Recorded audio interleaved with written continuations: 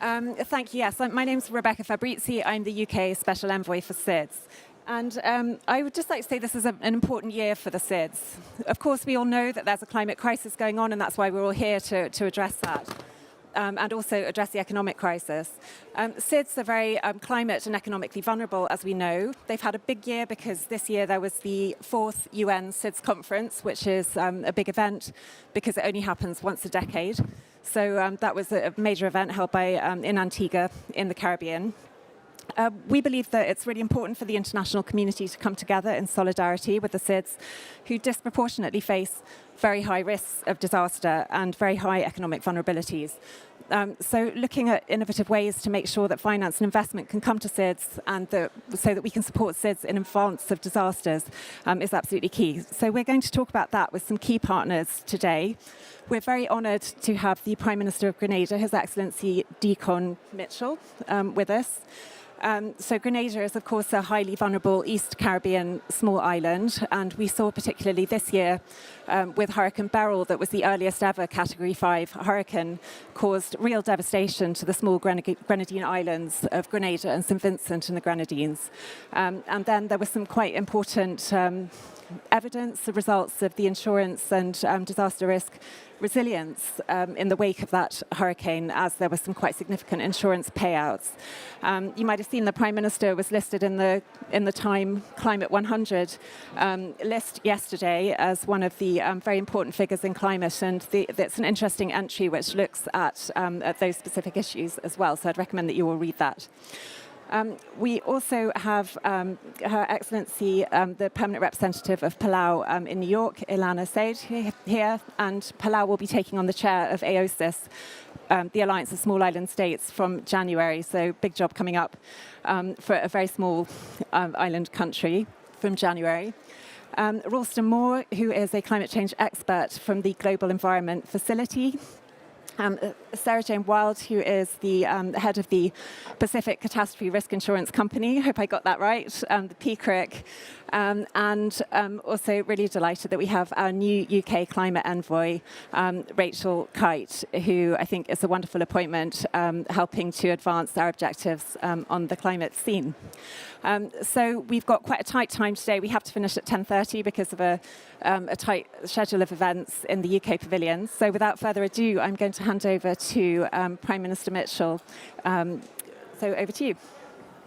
All right. Thank you and good morning, everyone. It's good to be here with all of you.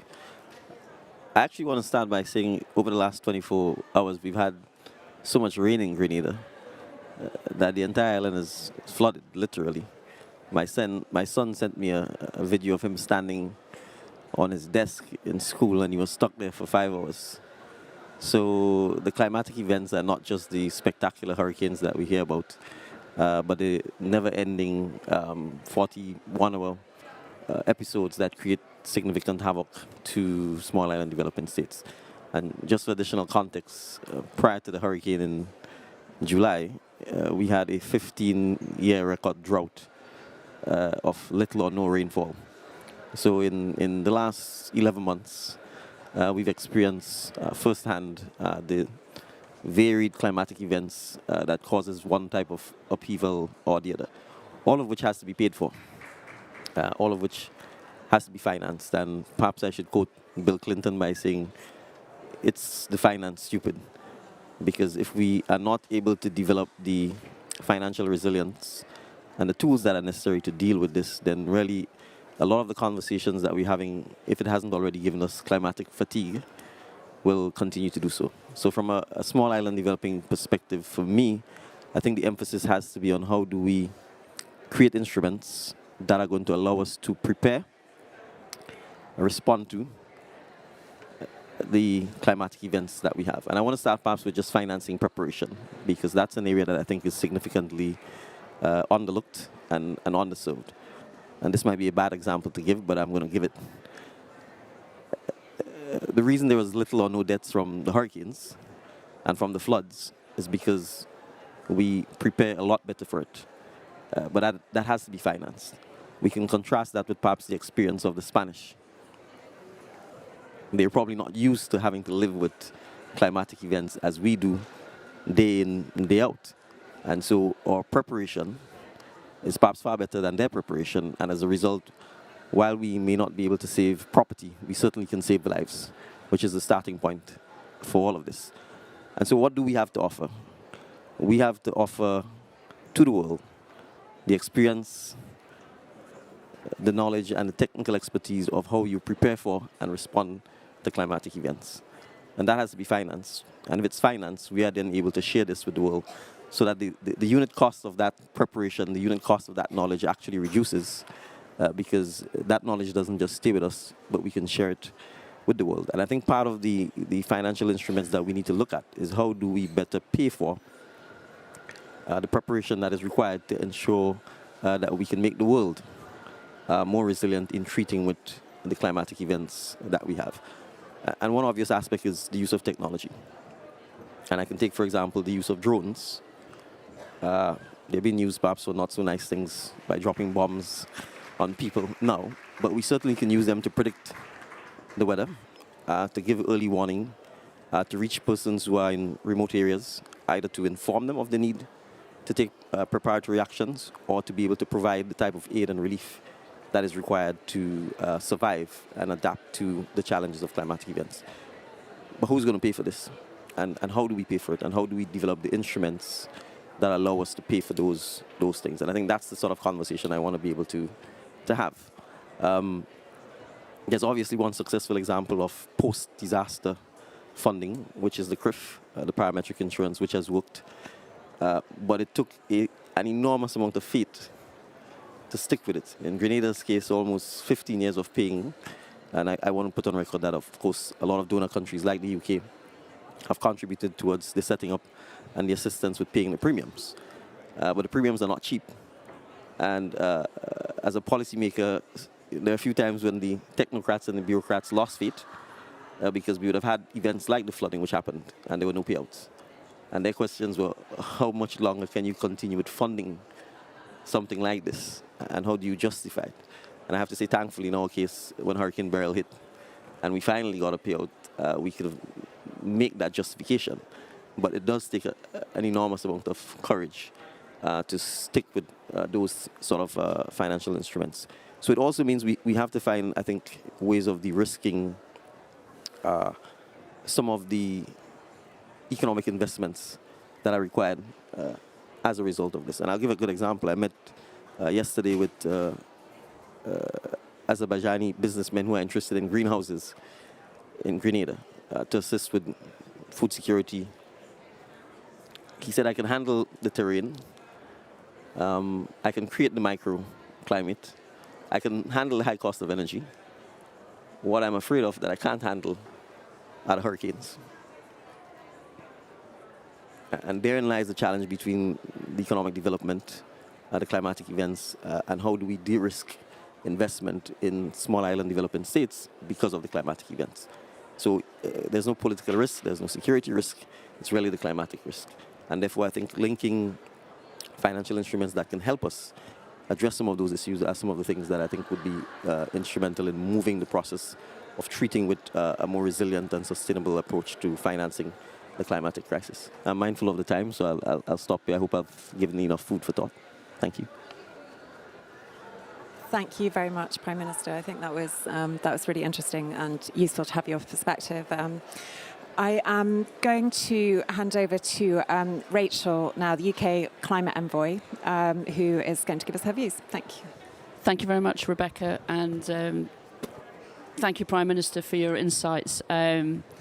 I remember after Beryl, I was talking to a friend of mine at Grenada who farms, and just the loss of income as your harvest is wiped out, where you can't plant again for some time, and then to be able to sustain a family, the family of families, so the very, very immediate effects that go far beyond just the pictures of the devastation of the hurricane. I think we have to find a way to sort of keep that picture in the front of our mind after a disaster. But I want to build on your theme of finance, because I think and I want to link this event to things that our Foreign Secretary said yesterday, where he focused on the fairness of the international system. So I think from the UK perspective, we want to continue and double down on what we've been doing since 2007 and the introduction of parametric risk insurance in the Caribbean. And now at CHOGM recently, the Commonwealth Heads of Government, the Prime Minister announced that we were going to infuse capital into the Pacific, into PICRIC. I want to link that to the sort of broader theory of change, right? So we need to deepen climate finance. We need to respond to the fact that the projected impacts of climate tomorrow are arriving today and they're intensifying today. And it's important that we build out risk insurance properly, that it pays out effectively, and that we perfect the parametric piece of this, and that we're able to help people get their livelihoods back on track as soon as we can. So that's the first point. But the second point is that we need to continue to help small island developing states navigate the complicated and fragmented universe of climate finance. Too fragmented. We've got to do better going forward. And I think as a significant trusted partner in the climate finance world, we're committed to doing that. I think one of the things that we've done is across CARICOM and across the Pacific, we've embedded climate finance experts in the relevant ministries in countries. And this is about building the internal capacity to be able to just deal with the transaction cost of this very complicated world of climate finance.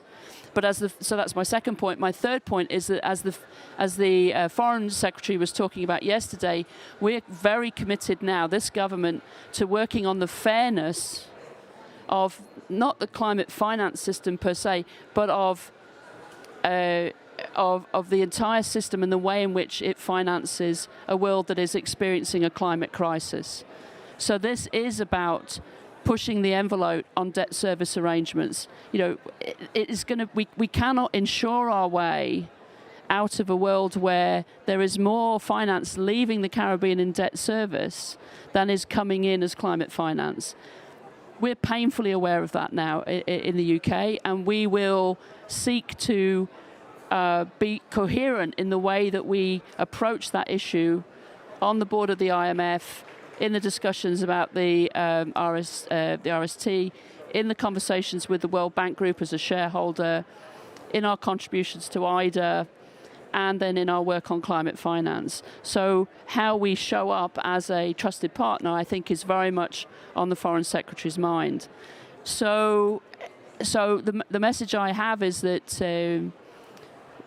we will be there with SIDS, trying to make the climate finance system work, continuing to innovate, continuing to support your leadership, and at the same time, I think we will try to make the financing of climate work better, and that's everything from debt to IDA to other big pools of finance to private sector investment and innovation to insurance, but also to carbon markets and other instruments. So just wanted to come in behind as the envoy and really respond. Obviously, Rebecca is your point person and doing a phenomenal job as our envoy to SIDS. But we realise that we've run out of time as an international community, that SIDS are on the front line, and that we have a responsibility as your trusted partner to continue to support you to be able to thrive. Thank you. Thank you very much, Rachel. Well, you can't have too many envoys, right? I think this is really important. Really glad to hear you talk about debt. We know for SIDS it's a real problem having to keep re-borrowing to fix the same infrastructure that gets damaged over and over, and the lack of fiscal space really inhibits all kinds of development. And you're right, we're very proud to have really worked on putting these climate finance advisors into SIDS governments to help, because capacity is such an issue. Shout out to 5Cs, who is doing one of our projects, who we're delivering one of these projects across the Caribbean, including 2 climate finance advisors in Grenada. And GGGI is running that for us in the Pacific with 7 climate advisors in ministries of finance across the Pacific as well. So thank you very much for that. So we're going to move to a sort of Q&A with the rest of our panelists. And Rachel, I know you have to leave a little bit early, so when you do have to, please go ahead. But first of all, I want to ask a question of Ilana, who's here for Palau. And Ambassador Said also has a background in finance before she moved into diplomacy, so has some real expertise there and insight from the private sector side in how houses can secure more financing or manage financial systems. And we know that SIDS have got some really sort of unique finance needs if they're going to build resilience in the face of climate crises. So I just want to ask, what successes have you seen in unlocking climate finance for SIDS, and what more you think needs to be done? Thank you, Rebecca. Excuse me. Yes, I think since I've been in this role since 3 years ago, we've seen a little bit of movement in the way climate finance institutions respond. For example, we just had a briefing with the Green Climate Fund, and they've dramatically reduced the time to approval for some of the projects for SIDS, and I think that's one milestone that we can look to. They are also, I think as Rachel said, they're conducting an exercise across the GCF, the GEF, and other institutions to try to address the fragmentation that's happening across the climate finance space, and I think that's really important. SIDS are incredibly small. Our teams are very small, and I think there's a lot of focus on climate finance, and there's a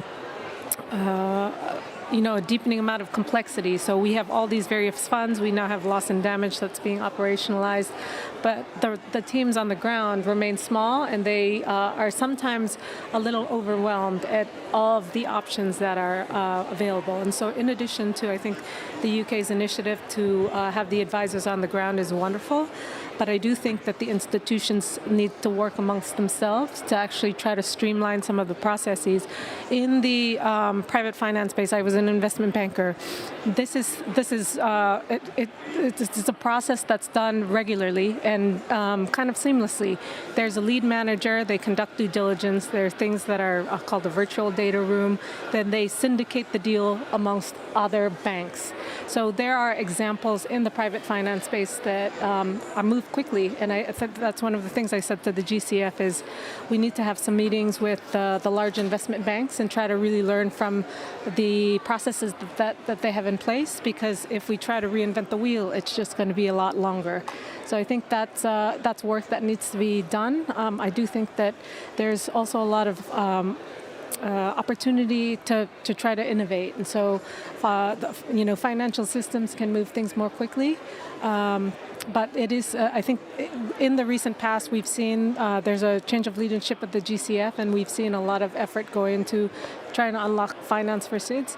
In our opinion, it's still a little bit too slow, and we need to kind of put a little bit more emphasis on trying to create more simplified processes. I think that's one of the keys. And sometimes when a process is complex, we try to overlay more complexity on top of it to solve the problem. But I think with SIDS, we really need to take all the complexity out and make it simpler so that the funds hit the ground in a more streamlined way.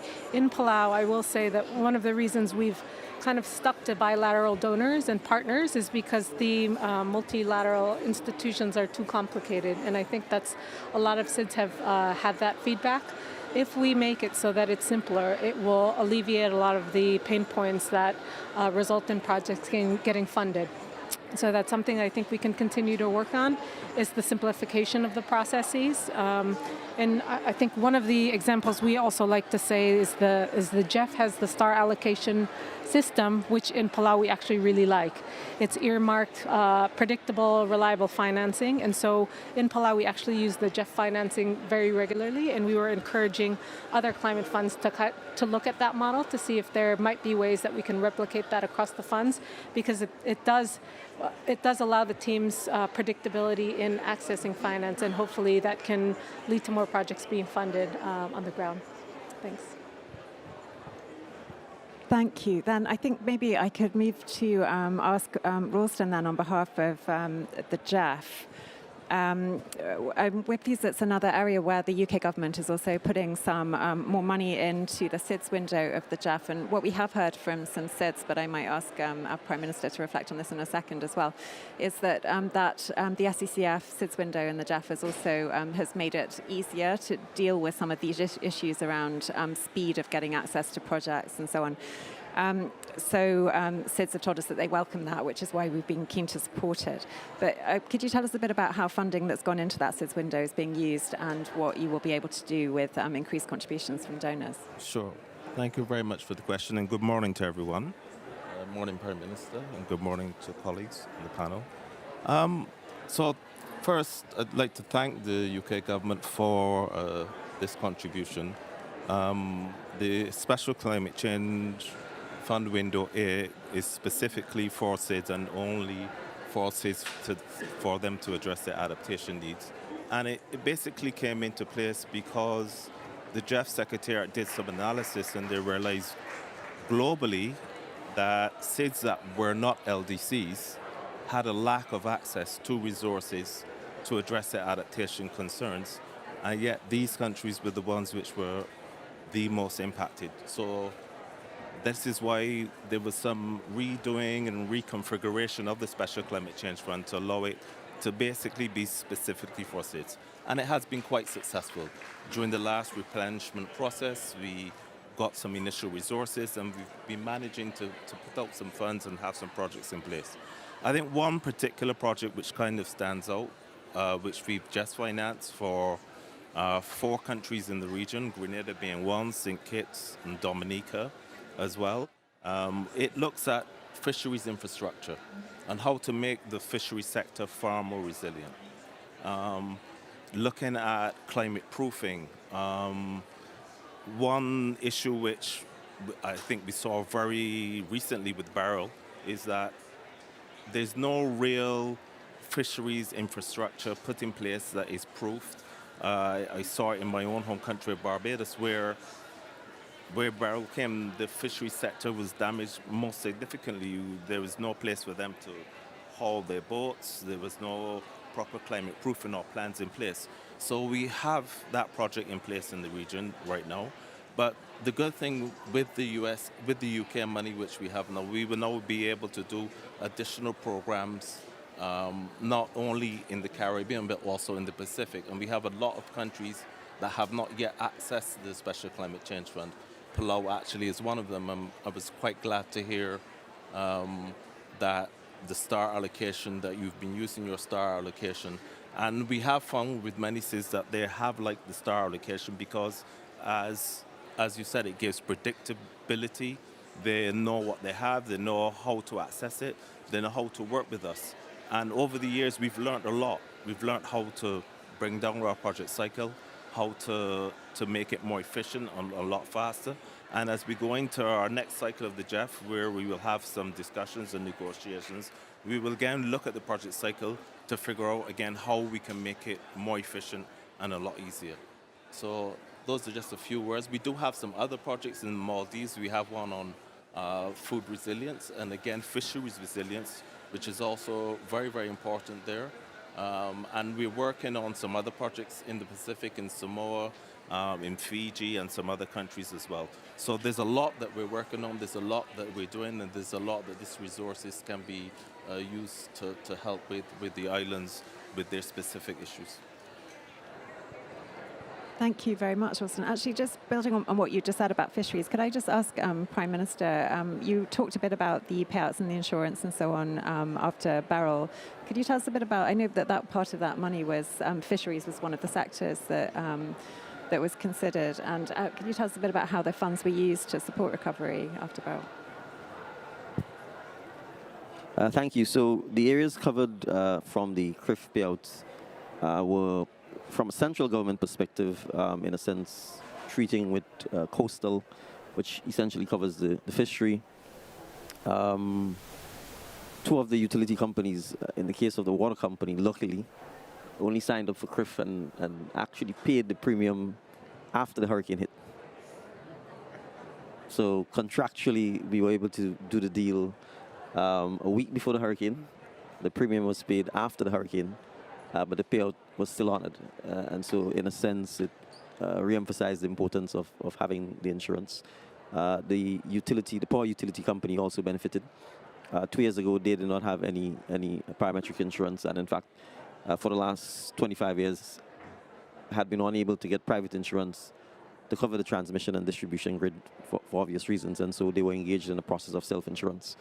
And 2.5 years ago, we approached CRIF about extending coverage to the utility company, and they were able to design a product that allowed the power company to be insured as well. And that obviously was quite handy when Hurricane Beryl struck. Obviously, the main parametric insurance obviously had to do with the wind speed and the rainfall, and we were able to meet both of this, and that is what triggered the largest payout. But I want to point out that to a large extent, the agriculture sector, for example, was not covered. We, again, luckily, perhaps 2 months before the hurricane, had sought private insurance to support our farmers, and that also came through as part of this process. But the areas such as tourism is largely left to private insurance, and if you know the Caribbean and many of the Pacific Islands, tourism is a significant sector, and there's a significant risk of de-risking. Or I should say, if we don't de-risk those sectors, there's a significant risk that, in fact, investment will flee from those areas. So there's still a lot of work to be done in that space. But I also want to point out that, in a sense, we can't projectize all of the climate finance, because there are lots of stuff that simply does not take the form or shape of a project. And to the point of the debt payments to climate financing, I mean, the Caribbean pays 18 times more per annum in debt repayments than it receives in climate finance.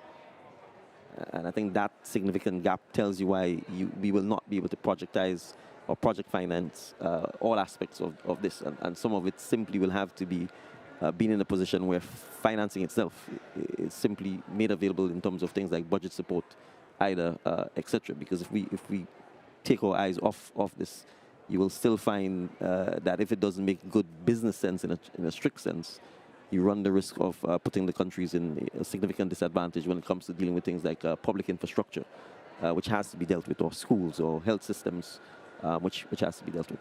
Thank you. Thank you. That's quite a startling statistic. I find statistics around SIDS are often quite startling, but that 18 times difference is really, really striking. Thank you. That's really useful. I think we've heard a lot about the CRIF, but can we maybe... It'd be really interesting to hear a bit more about PCRIC from Sarah Jane. So I know that it's a growing, evolving operation, and you've added a few new members recently. But could you tell us a bit about particular focus areas and what your aspirations are for the future? Thank you. Thanks, Rebecca. Can you hear me? And good morning, Prime Minister and colleagues, and everyone here in the to see the panel this morning.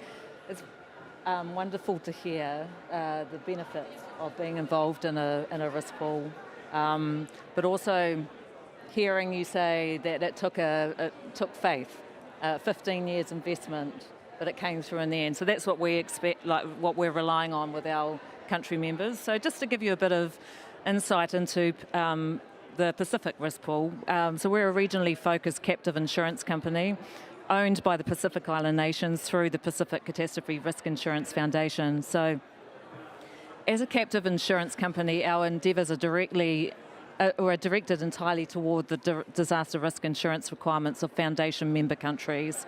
So our products are designed to meet the specific needs identified by Pacific Island nations. Our current members include Fiji, Cook Islands, PNG, Niue, Samoa, Tonga and Vanuatu, and all member nations of the Pacific Islands Forum Secretariat are eligible, and we encourage them to become members. So we offer parametric cover, which is triggered by specific events, with rapid payment to support the country's immediate disaster response needs.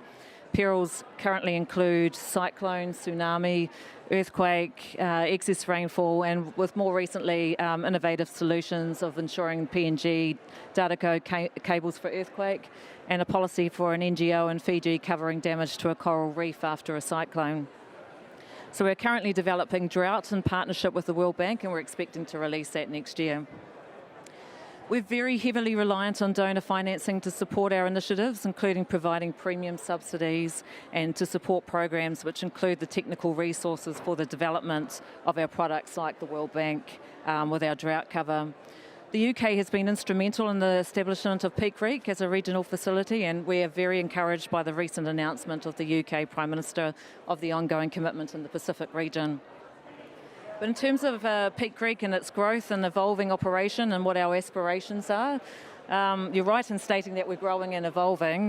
Demand for the products and services offered by Peak Creek has never been greater. And I believe this reflects not only a growing sense of urgency around climate finance in general, but also an improved understanding of the benefits of pre-arranged finance to respond to extreme weather events and disasters.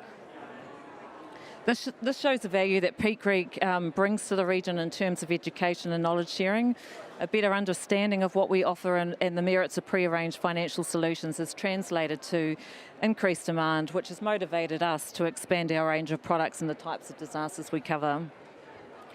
In terms of the aspiration for the future, we approach this with a mindset that there is no one entity that offers all the answers to the climate finance challenge our region faces.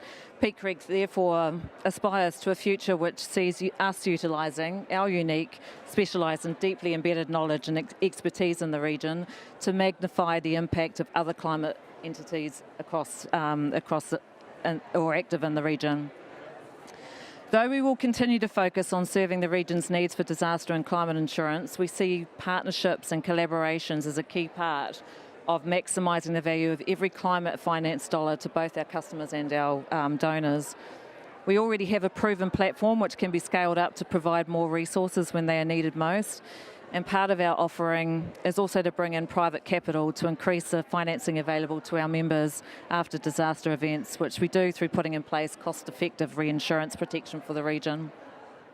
We also see the continuing increase in demand for our products and services, including for SOEs and NGOs, while we continue to expand our product range to cover more countries across the region. This all will place additional demand on our internal resources, and we are already planning for that, working to create a funding roadmap for our donor partners. Thank you. Thank you very much. I think it's really, really interesting to hear about your plans for the future. And I would like to ask the Prime Minister if you could tell us a bit about how you see the disaster risk finance for SIDS is going to sort of support resilience in the future, and what you would like to see in terms of developments in DRF for the future. Well, I think we can start with the existing landscape. I think the fragmentation has already been highlighted. In many instances, it's quite daunting. So it could actually lead to a situation where SIDS simply don't even try to access the funds. And I can give you an example. The Canadian Minister for International Development, through his office, supplied us with a list of all of the climate financing that's available. And there's an enormous gap between what is pledged, what is actually put in, and what is actually accessed. And if we ignore what is that gap between what is pledged and what is put in, but just look at the gap as to what is on paper available and what is accessed, the gap is huge. And to a large extent, all of this simply lies in the fact that the process of accessing and understanding the process is so complicated that to a large extent, SIDS simply don't even bother to access it. And I think we go back to the point about recognizing the size of our teams, recognizing the significant resource constraints, and really making an attempt to put yourselves in the position of the SIDS. I think then the design of these processes must be simplified. And I think if we're able to get that addressed, frankly, in a concerted way and in a shortened time frame, I think it will make an enormous difference in terms of the actual sense of feeling that the financing is available. And perhaps that tension that exists in the room, and I think we have to be honest about it, as a leader of a SIDS, it takes a lot of courage to come to COP. You have to really ask yourself, why are you coming? And the further away the event is hosted, the more you ask yourself, are you contributing to the carbon footprint? Because you've got to obviously jet across, get here, and then ask yourself when you go back to the islands, what have we brought back? What are we going to say has improved in any way that's meaningful and tangible? So I think this is something that's real because there's a credibility gap that exists. And we have to pay attention to the, in a sense, socio-political consequences of that. Because if we continue a financing system where there's a significant gap between what is said in the media, what is pledged, what multi-financial institutions involved in the climate space say is available, and what the citizens of those countries who are impacted see what happens, then you are going to have consequences that I don't think any one of us want to be able to deal with. And I'm using a much larger country like Spain to see what the social reactions are to responses that are not adequate or to planning that is not adequate. So I think that's one of the key areas that we must address. We must be able to simplify, streamline, and have a much more shortened response time to the climate finance crisis. And particularly in circumstances where what you need is simply quick access to financing to just simply deal with things like cleaning up. I mean, it's an enormous effort to deploy resources to clean up after a climatic event. And I'd give an example in the case of Grenada and Hurricane Beryl. I mean, you're talking tons and tons and tons of debris that you have to clean up, that you have to separate, that you have to then compact and cart off the islands, because the islands were not meant, the ecosystem simply cannot handle the debris. And so just the cleanup effort alone in Grenada runs into the millions and millions and millions of dollars. And so you need to be able to be in a position where that kind of financing is available quickly. And I think the mechanisms for doing so, in my view, are pretty straightforward. You have to have funds that deal specifically with those issues, where you're not asking me to give you a project, where you're not asking me to say that it's bankable, where it is clear that it is a loss and damage issue that we're dealing with. And in a sense, there's a lot of talk about the loss and damage fund, and to me, it's pretty straightforward. Of all of the existing funds that are already there, there isn't one that deals specifically with just cleanup or just addressing the ecosystem, the mangroves, for example, and the need to replant that. That's not a project. It's you go there and you can see all of the mangroves are destroyed.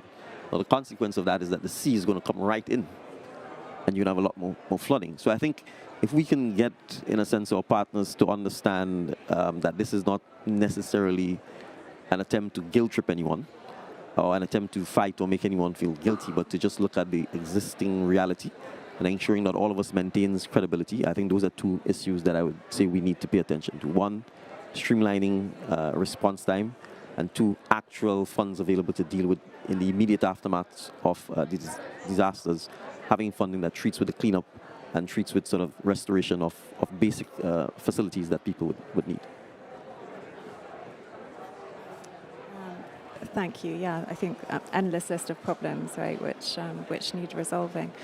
I just want to say, if anybody from the audience would like to ask a question, can you just wave your hand, because I will turn to you in a minute. So wave at me if you'd like to ask a question. But I'd like to ask Ilana, we've had a bit about partnerships and looking at new sources, new ways for accessing finance. Could you tell us a bit about how you'd like to see partnerships leveraged to increase access to finance? Yeah, thank you, Rebecca. Yeah, I think the partnerships, the fragmentation is an area I think we'll focus on as the next chair of AOSIS, is really to try to streamline partnerships across all of these organizations. So we have the GEF, we have the GCF, we have all of these other bilateral funds. How do we make them talk to each other so that things happen more quickly? So I think that's one area of partnerships. I think the other area is around innovation in financial instruments, and I really think some of these examples of parametric insurance are really areas that we can focus on. I know in the Pacific, I think we're a little bit more underdeveloped as opposed to the Caribbean, and that's also an area I think we can work with the UK and other development partners to try to figure out ways to develop those types of partnerships, because the existing framework where it's kind of relying on donor funding, I think as the climate continues to change and priorities continue to shift, we need to be innovative in the way that we think about how to solve the problems. And so I think insurance, we were recently actually in discussions with some UK insurance companies to say, could we perhaps have a SIDS-focused insurance scheme that will then allow, so for example, in Palau, we're too small for most insurance companies. They won't even look at us. And I think one of our conversations, Rebecca, is we said that the economic and statistics division in the UK has more employees than the entire population of my country. And so I think that's really where you think about the scale of which we have kind of sophisticated professionals that need to deal with this. How do you then work together across SIDS to come up with solutions that address these kinds of issues? And so working with donor governments, working with the private sector, and trying to really be innovative in unlocking finance so that we're not dealing with the catastrophes as they're happening, but really to try to forecast. The climate will continue to change. We know that that's a reality. We're trying to mitigate that, but in the event of preparing for disaster relief, it's also something we really need to focus on. So I think those are two areas we'd like to focus on as the incoming chair of AOSIS. One is addressing fragmentation, making sure that the various multilateral organizations speak with each other, and also through the private sector, but also how do we continue to innovate? I think one of the interesting things that we're looking at in the Pacific is the coral reef insurance scheme with Fiji. And Palau and many SIDS, as Prime Minister said, are heavily reliant on tourism. So if a storm comes in and completely destroys the reef that you're using to generate economic revenues for your country, how can you then protect that and the livelihoods and security that then come with that? So I think those are two areas that I think we'll see a lot of focus on. But it is, I think, innovation is key. We need to think about things a little bit more creatively and understanding that the climate will change and we have limited resources. So how can we best utilize them so that they respond appropriately? Thank you. Yeah, I think our foreign ministry actually has more employees than the population of Palau as well. I can't remember your population, maybe just about, we're 17,000, so yeah. It's actually a really interesting, I think, a little paradox, because actually interventions are very cheap because it's small, but then it's very difficult to get anybody to make them because it's small. And I think these partnerships are so important, and working with private companies as well and bringing them in and using that public and private partnership to increase the interest and make it more appealing for them. I think it's something that we really want to look at and how we can innovate in that area. Could I ask you, Ralston, from the point of view of the JEF, in terms of your sort of plans outside SCCF, what you're doing for SIDS and what your plans are for the future, can you tell us a bit about that? Sure. Well, with the SIDS, we do have this Blue and Green Island program, which we have been working on, which looks at nature-based solutions, addressing ecosystem services, looking at things as it relates to natural accounting and things like this. We do a lot of work in land degradation. As you know, the JEF is a family of funds, so there are a number of areas where SIDS can access resources to address the issues. We do have a soil care program, which is throughout the Caribbean, looking at land degradation neutrality. But I'd just like also to build on a few things which the Prime Minister has said and our colleague from Palau has said in terms of use of resources. You know, the JEF has always been a place for innovation and for experimentation and for trying things new and doing things differently. We understand the whole issue of complication, things being complicated, and we've been trying to streamline our processes. But JEF resources could be used for de-risking, for paying down, for doing a lot of the capacity building that is required that goes with many of these insurance schemes. We've done many programs like that. We've done some in Eastern Europe, we've done some globally. Through the LDCF, we've had a lot of those types of activities in Africa, and there's a lot we can learn from there and transfer to the SIDS in the building of their programs. So where do we go in the future? First, we'd like to get many more countries to access the SCCF and access these resources. I think Palau is one which hasn't accessed us yet, and we can work with you to do that. But also in the future, the JEF replenishment discussions are coming up to discuss and negotiate for the new cycle of the JEF. The SIDS are actually large marine ocean states, so I think there's ways in which we need to look at how do we facilitate the utilization of that ocean resource to build their resilience, looking at tidal technologies, perhaps wave technologies. I know the UK has a lot of wave technologies that they're particularly looking at. looking at perhaps things like ocean thermal energy conversion. How do we leverage that knowledge and that resource to benefit SIDS and help them improve their resilience? I think those are some of the types of things that we need to start to think of and look at as we go into our next cycle of programming for the GEF, and hopefully the UK can come along with us and help us along with that. Thank you. Thank you. Yeah, I'm sure that that we're keen to support. And I hope that an outcome of today is that Palau will access the SCCF, and then we'll feel very proud of a concrete outcome from this panel. Thank you. So I just want to turn to back to Sarah Jane on the PCRIC side. So you've got it's a regional focus, and can you tell us just a little bit about the advantages of that regional approach and how you think the benefits translate for your members? Sorry.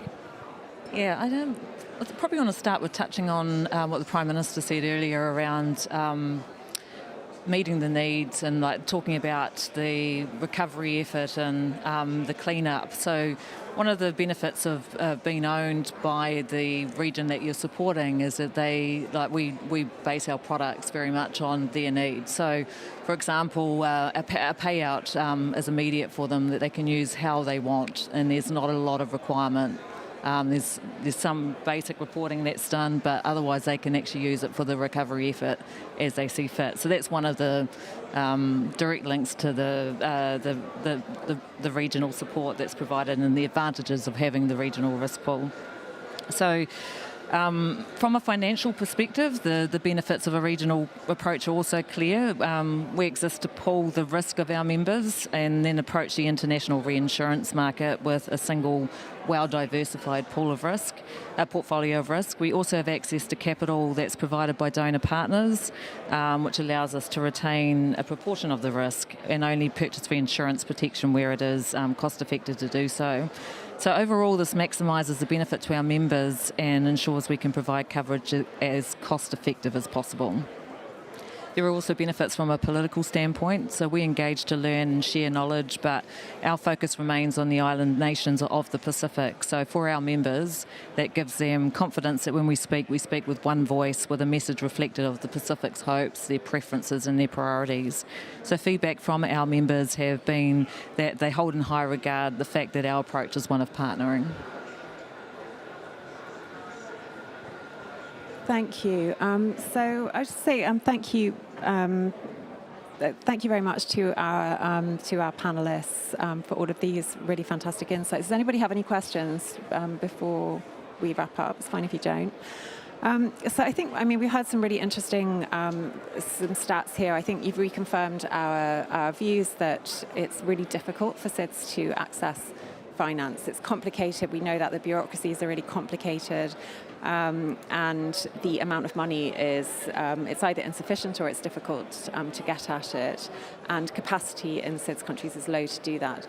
So from the point of view of the UK, we're trying to tackle this at both ends with putting more money in, helping SIDS to increase capacity and using technical assistance to support that, and also trying to reduce the bureaucracy in some of the big funds like the GCF, where we're currently, I think we're co-chairing the board at the moment with Dominican Republic, and it's definitely one of our objectives is to make that easier. But of course, it's progress is slow and it's difficult to do. We are continuing to support SIDS with development financing, but we know that the public purse is never going to meet all of those needs. And so this innovation that you've talked about, working with private sector, working on innovation and pooling risk and all of these areas is essential if we're going to be able to actually finance in the way that's needed. And we know that the bill that's there to actually achieve resilience in SIDS is of course extremely large. So we are going to continue to work in those areas. I'm quite struck. I know that you've also, the Prime Minister also mentioned that it's not only massive hurricanes, which are all over the newspapers, that are a problem, but also heavy rain. And there are also countries affected by hurricanes that perhaps are not the ones that we get all the focus on. So Barbados was a case in point. After Beryl, there was a strong focus on the islands, Carriacou and Union and the islands which were really devastated by the hurricane. But I think nearly all of Barbados's fishing fleet was either damaged or destroyed, and a lot of the beaches were also extremely damaged by the hurricane, and that's obviously the impact on fishing and also on tourism is really large, and the costs of cleanup there were also very large as well. So I think it's striking to hear about. It's important to remind us of those additional costs that SIDS face all the time, which come always as a high proportion of their GDP, and it's difficult for them to absorb and manage in a context where that fiscal space is very limited. And it's a very striking statistic that I'm taking away, is that Grenada's paying 18 times debt repayments as it's receiving in climate finance. I knew that there was that one exceeded the other, but 18 times I think is really stark, and that is in itself a call to action for the international community to act in that area as well.